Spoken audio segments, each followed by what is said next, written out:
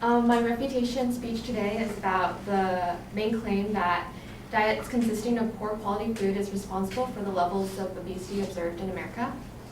The advocates' secondary claims are the prevalence of fast food chains promotes a low quality diet among the American population. Eliminating price disparities with food will aid in reducing obesity in America, and that diet alone has a greater effect on weight loss from exercise alone.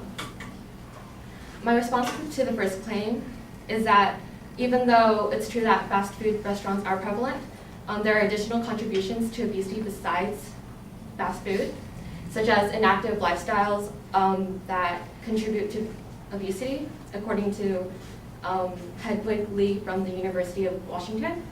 In low-income areas, they lack funding in public areas that promote activity, such as playgrounds, parks, and free public gyms. And although the advocate provides a comparison between revenues of the fast food industry, which goes up to 160 billion, versus fresh produce, which is 70 billion, this can also reflect eating habits and eating choices rather than the dominance of fast food industries over fresh produce. While fast food is bought and consumed on the spot, produce is usually rationed over time to make meals. The second claim is that eliminating prices will price disparities will reduce obesity in America. However, just eliminating these price disparities lack the sufficiency to reduce obesity.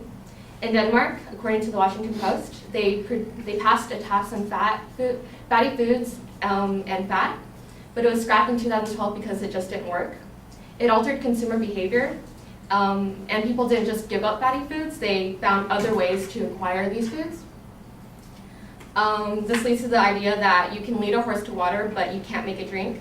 Just making things affordable is not going to change eating habits, and prices are not the only problems that prevent people from eating healthy.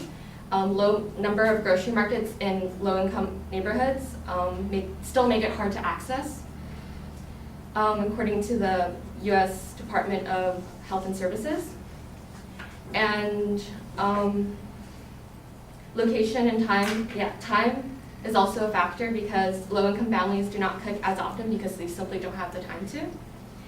And my final response, finally, the results of the study provided to support the third claim that diet has a greater effect on weight loss than exercise is that the study provided fails to apply to all Americans. The study by Foster Sherbert on obesity entitled "The Effect of Diet and Exercise Alone or Combined on Weight and Body Compositions in Overweight to Obese Post-Menopausal Women" didn't take into account the confounding variables such as genetic, age, health conditions, and sex that also contribute to weight loss and weight gain. Generalization of the study fails to consider these other factors. The study's participants were only post-menopausal women, and according to the U.S. Department of Health and Services, midlife weight gain in women is mainly due to aging and lifestyle, but menopause also takes a role. Many women gain about 5 pounds during menopause and have more fat around the waist than they did before. So this generalization does not apply to all Americans. There are other options such as focusing on both or improving health literacy in America. So in conclusion, there are other variables that contribute to obesity. The fat tax is insufficient on affecting diet, and the evidence provided about the third claim is weak, and the argument fails to consider that obesity is a multidimensional phenomenon in America.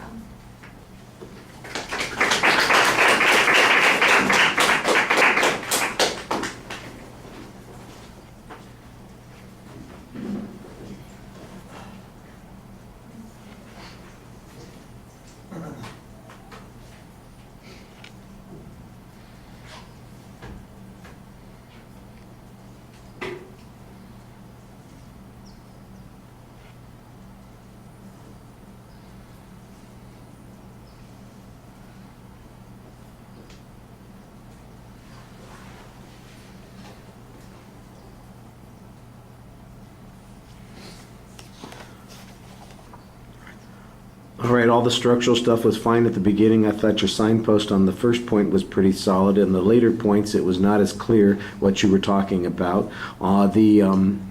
The argument about lifestyles and fast foods on the first point, I like the documentation and the opinion evidence that you provided at the beginning. There's kind of an assumption about fast foods versus fresh foods, and what they are, how people are using those foods, but there's not really an explanation about why that difference matters or how we should be using it in making the comparison that you're offering here. I thought that was a little bit problematic. How does it minimize the advocate's argument? That was not clear.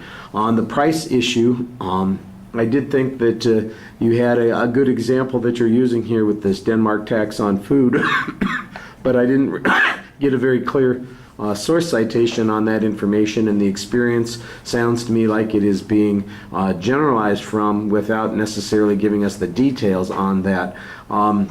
I thought the second part of that argument that talked about the lack of access to markets was a little bit more effective, although you quoted that information and then you're given the source citation afterwards, so that was a little bit confusing. But I thought that it was a good argument to be making. The time argument that you mentioned was mostly asserted, and I think that you need some data on that particular point.